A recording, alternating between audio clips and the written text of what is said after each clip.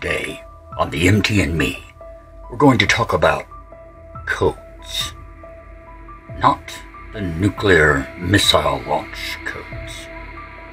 Not any kind of top secret military codes. Not even those codes that your Ovaltine decoder ring could analyze. No, we're talking about something much more important and vital and closer to home. Today, we're talking about DTCs.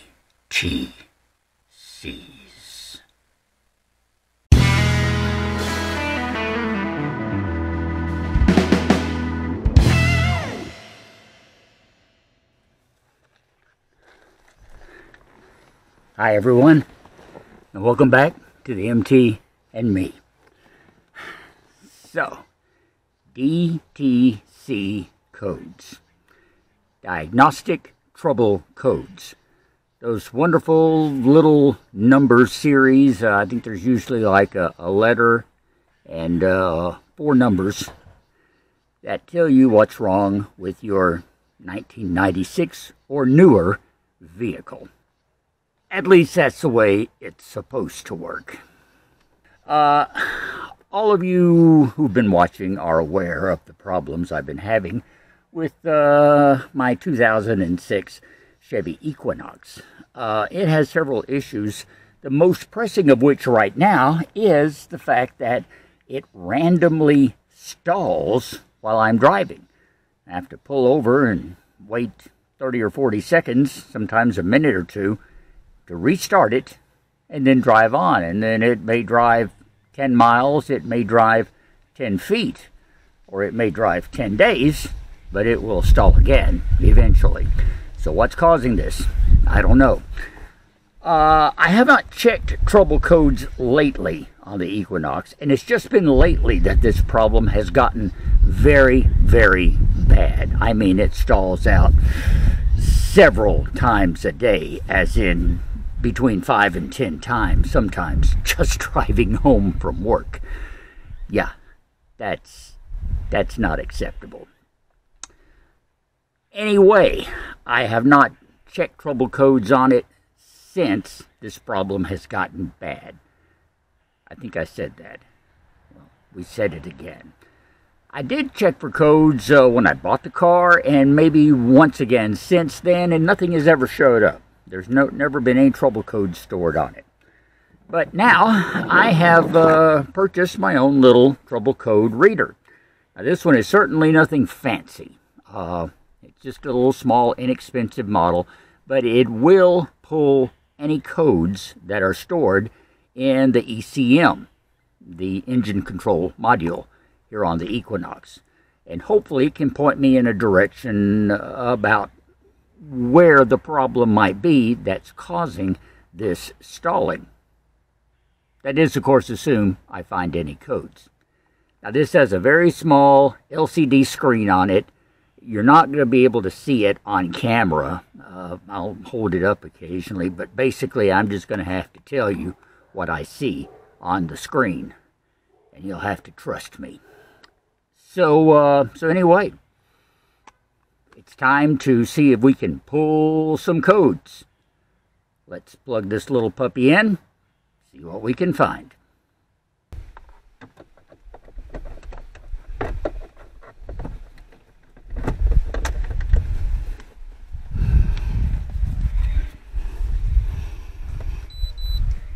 And what it's reading is that it is unable to establish communication because I don't have the key turned on. Let's try this again. It's flashing EGRCAT evap 025 Q25 025. It's probably an O2S, that's O2 sensor. And MTR. And I've got a yellow question light right in the middle here. It's got green, yellow, and red, just like traffic lights. Well, at least it's not red.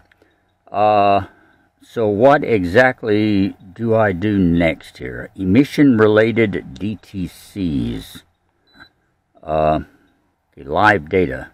Live data is not supported. Well, okay.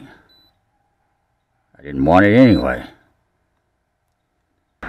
It would really help if I knew what I was doing with this thing. And I actually read the instructions, and I think I was more confused after I read them. So, what happens if I start the engine here?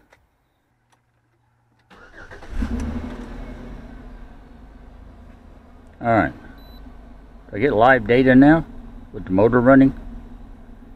Well, yes, I do. How about that? Okay. 892, 854 RPM. We're going 0 miles per hour. That's good to know.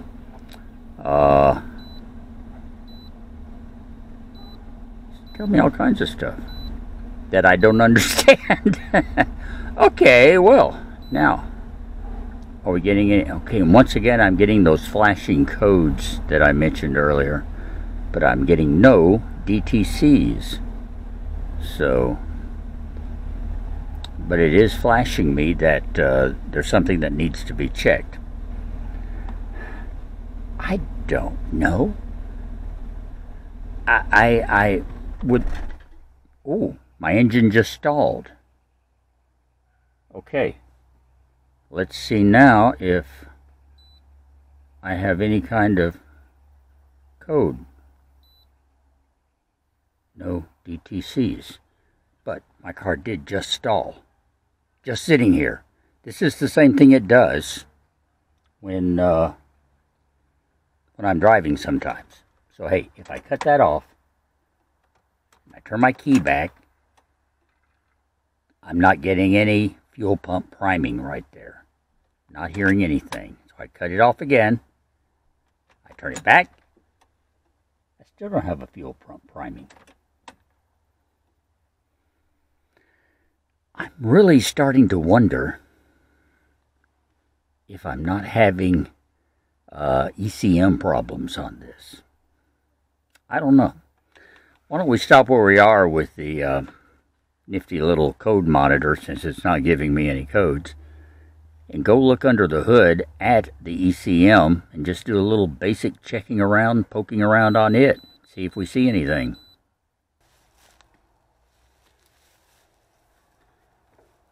So this is the ECM, the engine control module, or the power control module, or powertrain control module.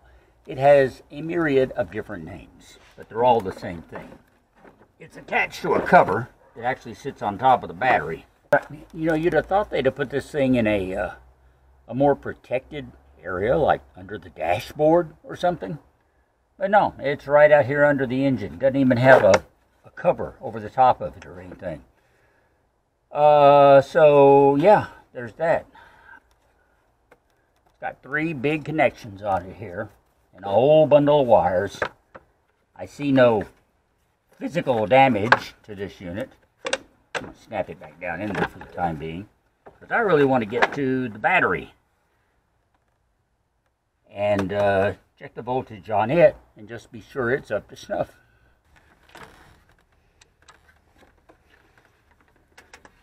We've done enough of this kind of work on Pearl, so we know this routine. Negative, positive, 12.28. What I think ideally 12.75 is perfect. I'll take 12.28. That should be sufficient voltage to run anything on the car. And I think it means that my battery should be okay. Next thing to check, though, would be the actual terminal connections on the battery. They feel firm, but let's pull them off and be sure there's no corrosion under there.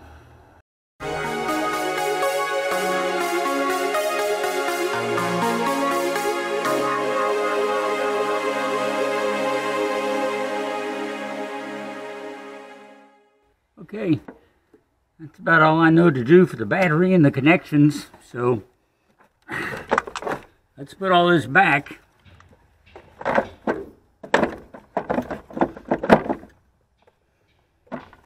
back inside, see if we made any difference.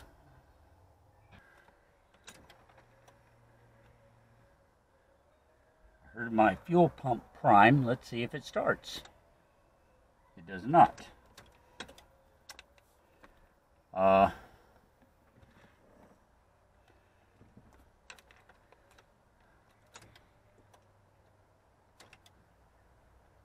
Give it a couple of tries and see.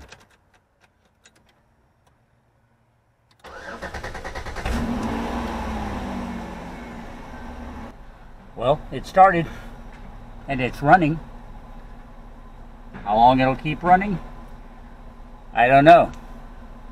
But at least hopefully I haven't done any damage. We'll do a little more test driving. We'll see what happens.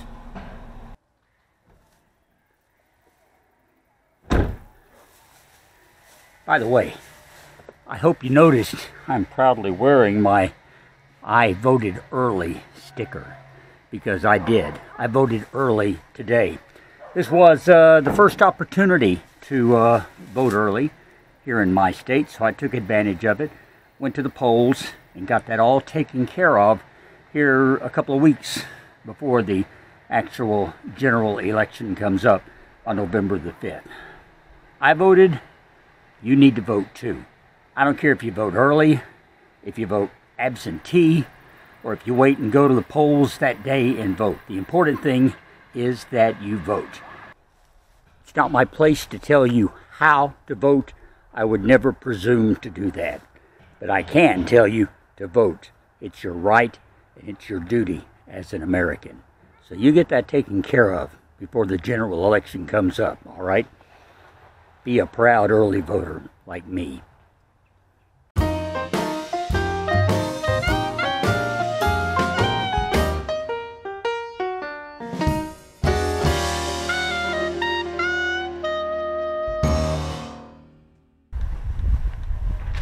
Okay, you beautiful nomies.